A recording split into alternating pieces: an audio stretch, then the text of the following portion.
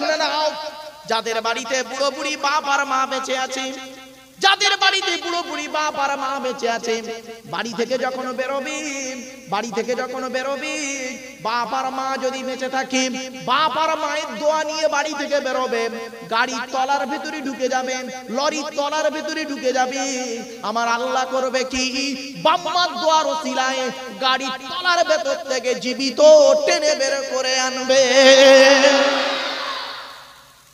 বন্ধুরে, যেদিন বাপ চলে গেল, যেদিন মা চলে গেল, বাপ আর মায়ের জানাজা পড়িয়ে কবরে শুইয়ে দিয়ে যেদিন চলে এলাম, সেদিন থেকে বাপ আর মা ডাকটা জনমের মতো চলে গেল। যুবকরে অনুরোধ করে বলে যাচ্ছি, যাদের বাড়িতে বাম্মা এখনো বেঁচে আছে, খবরদার বুড়ো বুড়ি বাম্মাকে কাঁদায়ো না। আল্লাহর নবী বলেছেন, হকের উপরে তোদের বাম্মা যদি খুশি হয়ে যায়, আল্লাহ খুশি হয়ে যাবেন। হকের উপরে বাম্মা যদি নারাজ হয়ে যায়, আল্লাহ নারাজ হয়ে যাবেন। অনেক ছেলে আছে কি করে দেখবেন, তার কাছে বাম্মা খুব বোঝা হয়ে যায়। মায়ের ছোট্ট পেটে ছেলের জায়গা হয় 10 মাস 10 দিন, আর ছেলের 4 কামরা ঘরে অভাগিনী মায়ের একটু শোয়ার জায়গা হয় না। ঠিক না বেটি?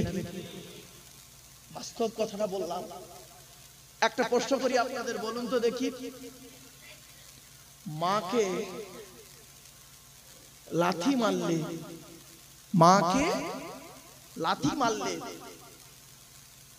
মা হাসে না কাঁদে?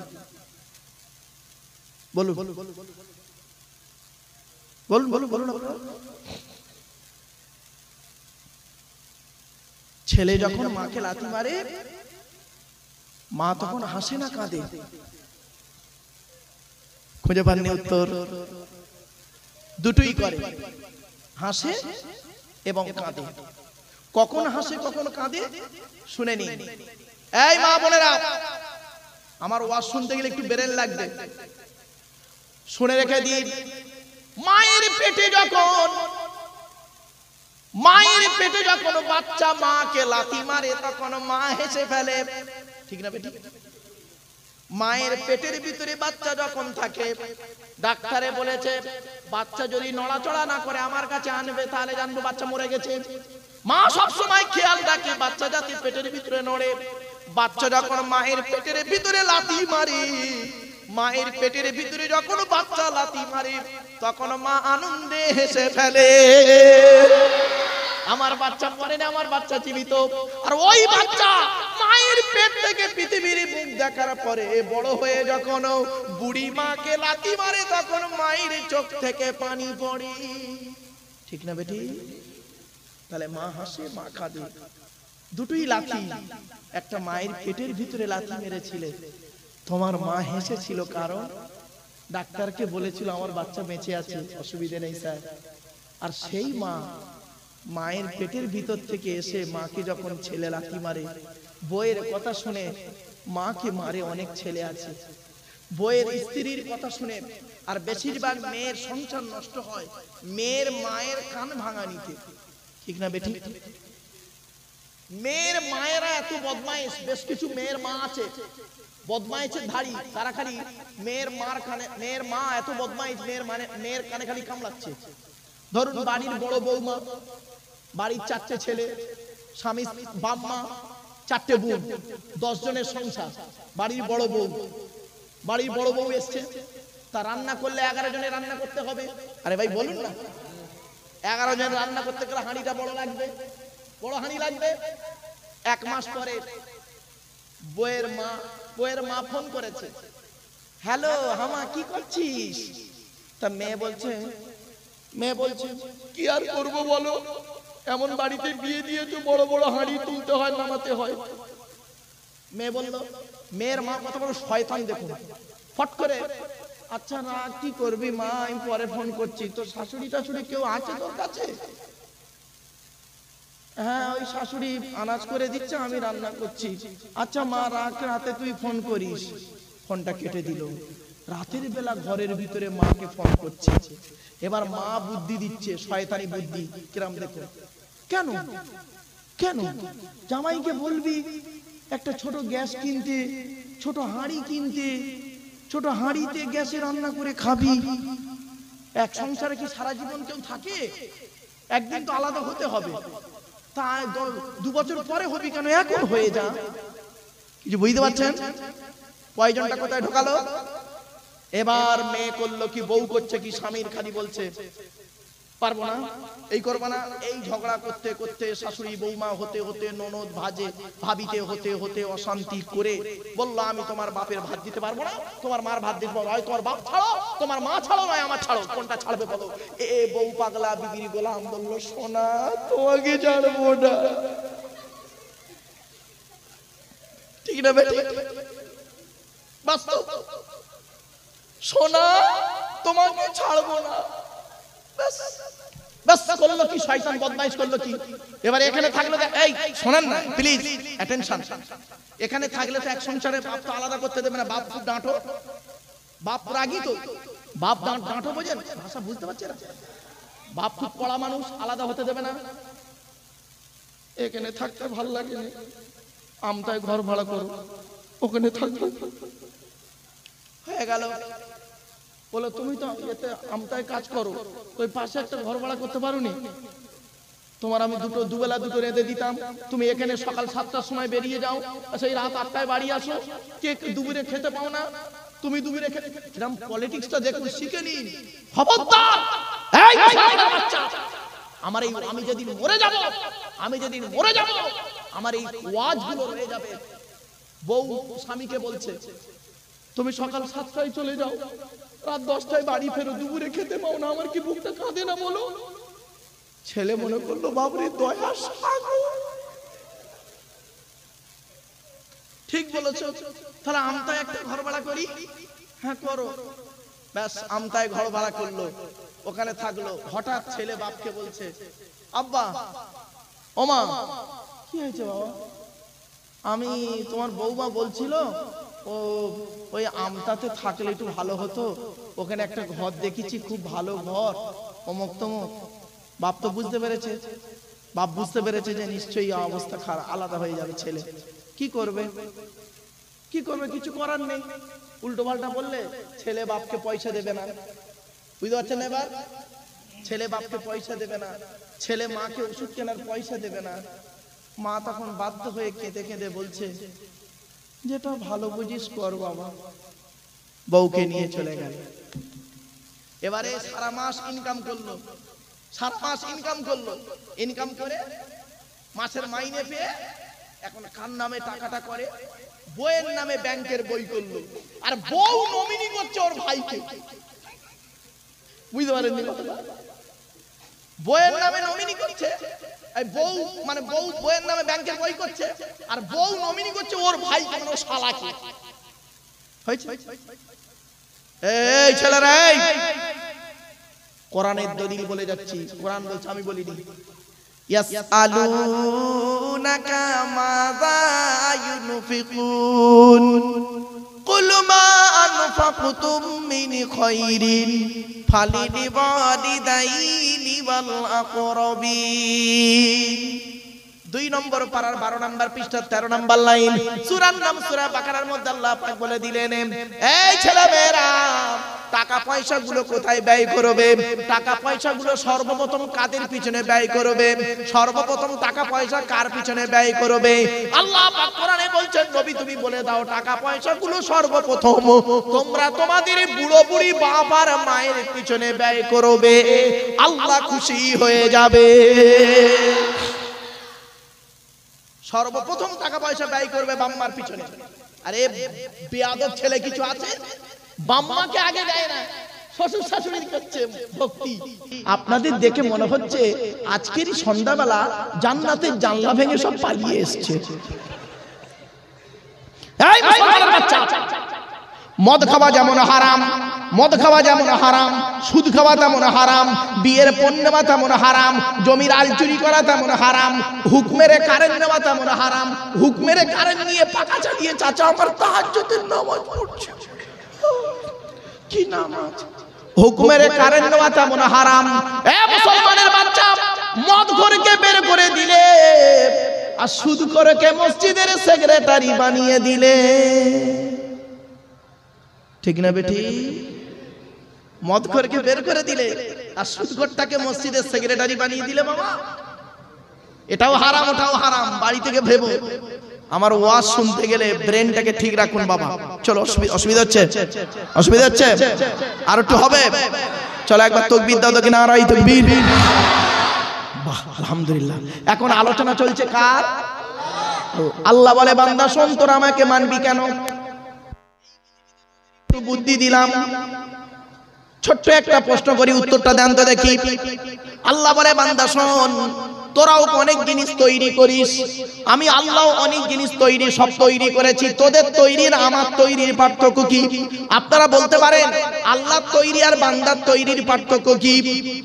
শুনে রেখে দিন, বান্দা যখন কোনো জিনিস তৈরি করে স্যাম্পল দেখে তৈরি করে, নমুনা দেখে তৈরি করে, ডাইস দেখে তৈরি করে। আর বান্দা যখন কোনো জিনিস তৈরি করে, আল্লাহ যখন কোনো বান্দা যখন কোনো জিনিস তৈরি করে স্যাম্পল দেখে তৈরি করে, নমুনা দেখে তৈরি করে, মেসাল দেখে তৈরি করে, উদাহরণ দেখে তৈরি করে। আর আল্লাহ যখন কোনো জিনিস তৈরি করে খালি বলে কুন হয়ে যা, ফায়াকুন হয়ে যায়। কোনটা আগে কোনটা পরে বান্দা তোরা জানিস না, আমি আল্লাহই জানি। এই ছোট্ট একটা প্রশ্ন করে উত্তর দাও। এই বাচ্চারা উত্তর দে তো দেখি। মুরগি আগে না ডিম আগে? মুরগি এলো কোত্থেকে? ডিম এলো কোত্থেকে? আমার আল্লাহ বলে বান্দা শোন, সামান্য মুরগি আগে না ডিম আগে? এইটুকু বলতে বলতে তোদের মাথার ব্রেন শেষ। যদি বলিস মুরগি আগে, মুরগি এলো কোত্থেকে? বলে ডিম থেকে। যদি বলিস ডিম আগে, ডিম এলো কোত্থেকে? বলে মুরগির পেট থেকে। আল্লাহ বলে বান্দা শোন, সামান্য এইটুকু বলতে বলতে তোদের মাথার ব্রেন শেষ। আমি আল্লাহ জানিয়ে দিচ্ছি, কোরআনে জানিয়ে দিচ্ছি, ইন্নামা আমরুহু ইযা আরাদা শাইয়্যান আইয়াকুলা লাহু কুন ফায়াকুন। 23 নম্বর পারা 4 নম্বর পৃষ্ঠা সূরা নাম সূরা ইয়াসিনের মধ্যে আল্লাহ বলে দিলেন, বান্দারে আমি আল্লাহ যখন কোনো জিনিস তৈরি করার ইচ্ছা করি খালি বলি কুন হয়ে যা, ফায়াকুন হয়ে যায়। বান্দা কোনটা আগে কোনটা পরে বান্দা তোদের বলার কোনো ক্ষমতাই নেই। আমি আল্লাহই জানি কোনটা আগে কোনটা পরে।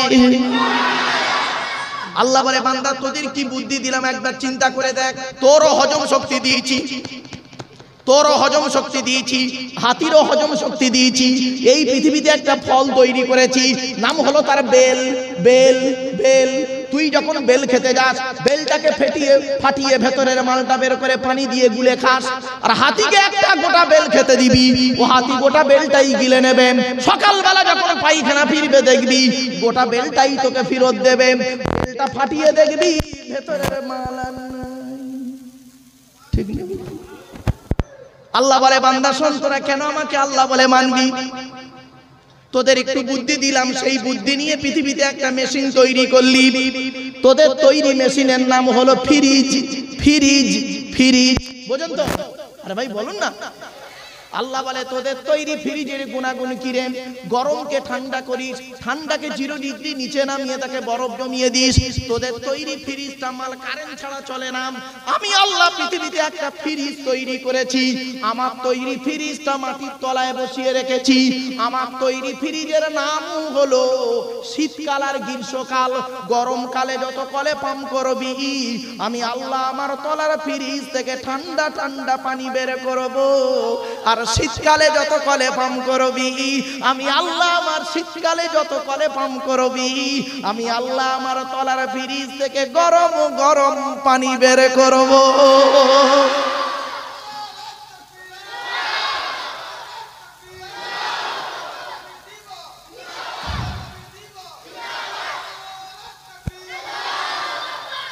আমার বাপেরা এই জন্য বলি বন্ধুরে, আল্লাহ ছাড়া সাথে কেউ নেই।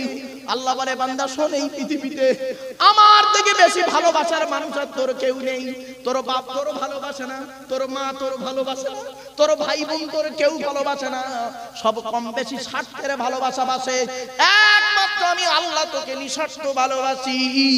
এই পৃথিবীতে মনে রাখবি, তোর কেউ যদি না ডাকে, তোর ডাকে কেউ না সাড়া দিলে আমি আল্লাহ তোর ডাকে সাড়া দেব। আমার বাপেরা চলো, এতক্ষণ আলোচনা চলছে কার? আল্লাহ। আল্লাহর আলোচনা আর নাই। এবার এই দেখতে দেখতে অনেকক্ষণ বকে ফেলেছি, 1.5 ঘন্টা বকা হয়ে গেছে, 1.5 ঘন্টা হয়ে গেছে। অসুবিধা হচ্ছে? আর একটু হবে না বন্ধ করে দেবো? চলো একবার দরুদ শরীফ আল্লাহুম্মা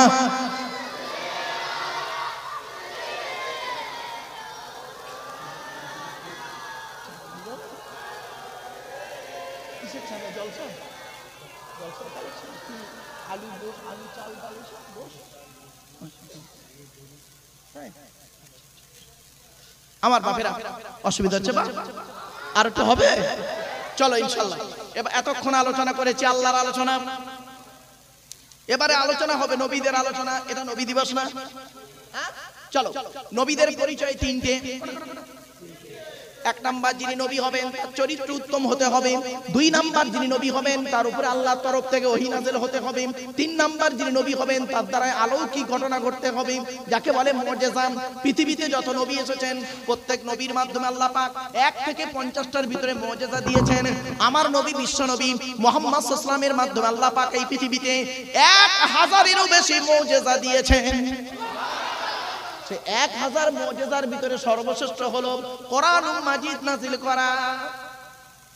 চলো, আমার নবীর নাম হলো মুহাম্মদ সাল্লাল্লাহু আলাইহি ওয়াসাল্লাম, ঠিক না বেঠিক? আল্লাহর নবী কোন বংশে জন্মগ্রহণ করেছেন? কোন বংশে? কুরাইশ বংশে। কুরাইশটা কে শুনে নিন, তবে সুবহানাল্লাহ জোরে বলতে হবে, পারবেন তো? কুরাইশটা কে শুনে নিন।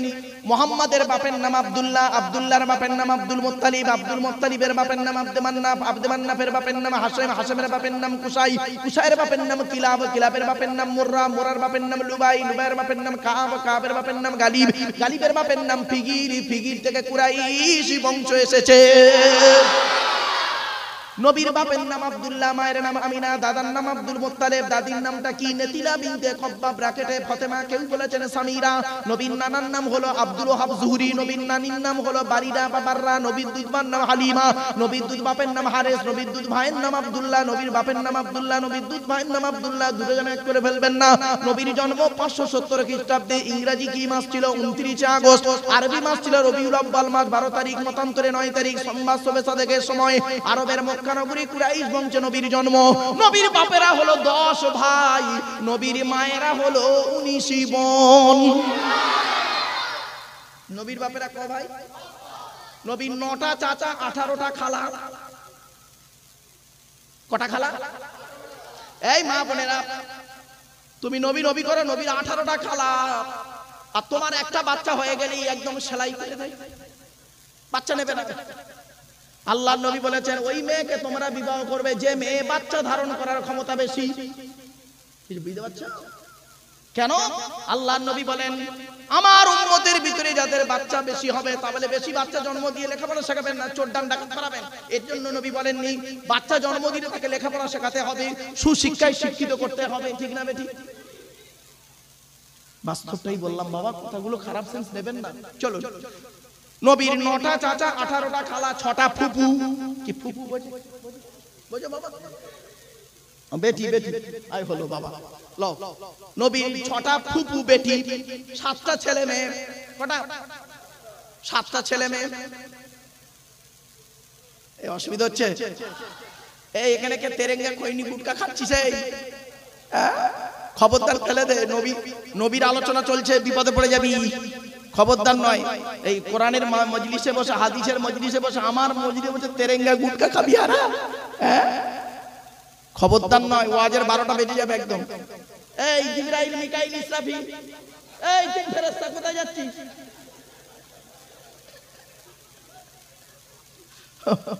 ছেলে সব ইয়াং ছেলে, সব বুঝতে পারছেন? আমি জানি স্টেজে উঠি যদি আজকে একটা সূরা তাফসীর করতাম, সূরা যদি তাফসীর করতাম কেউ শুনতো না, উঠে পালাতো। আমি বুঝে নিয়েছি প্রথম, সেজন্য আমি চিন্তা করলাম আজকে আমার ওয়াজ করতে হবে স্যালাড মার্কা, চানাচুর মার্কা ওয়াজ। পচা বাদাম থাকবে, মটরশুঁটি মটর থাকবে, আবার ঝুরি বাজা থাকবে, মোটা ঝুরি থাকবে, ওর মধ্যে আবার দুটো চোঁয়াও থাকবে। ছেলেগুলো কিরম খুশিতে আছে, কেউ ঘুমাবে না, চিন্তা নেই। ওই জিবরাইল এসে বসলো মনে হয়, ওইটা বস বস। চলো বাবা একবার দরুদ শরীফ আল্লাহুম্মা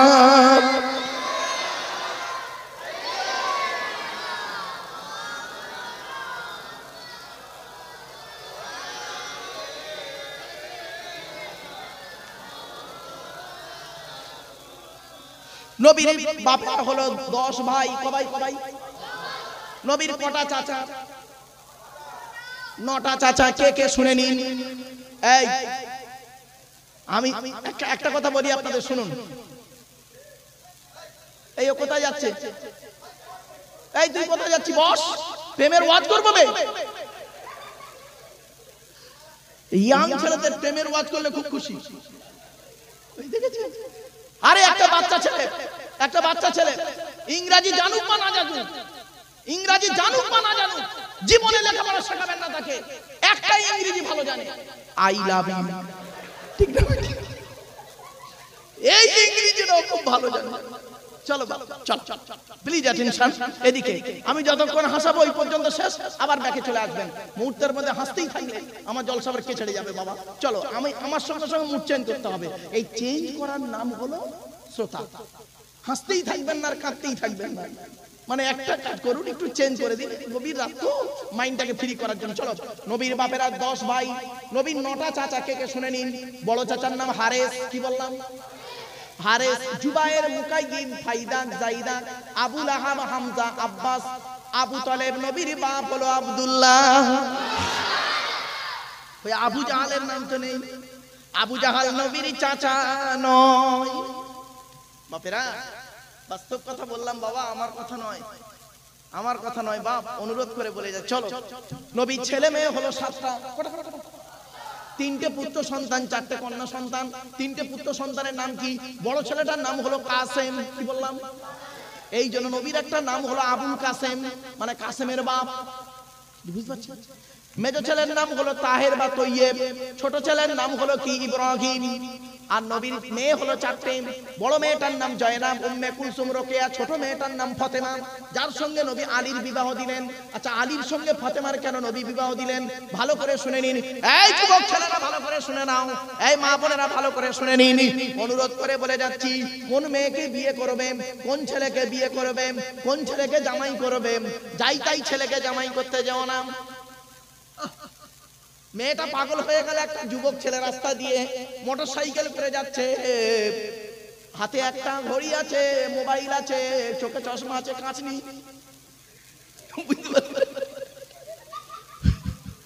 ওই যে বাচ্চাটা হাসছে দেখলি, ও বুঝতে পেরেছে চোখে চশমা আছে, কাঁচ নেই। এই কথাটা বলেছি জানি বড় লোকেরা বুঝবে, ও বাচ্চাটা বুঝবে। এসব তো নরমালের বাচ্চা নয় রে ভাই, সব সিজারের বাচ্চা, বহুত চালাক।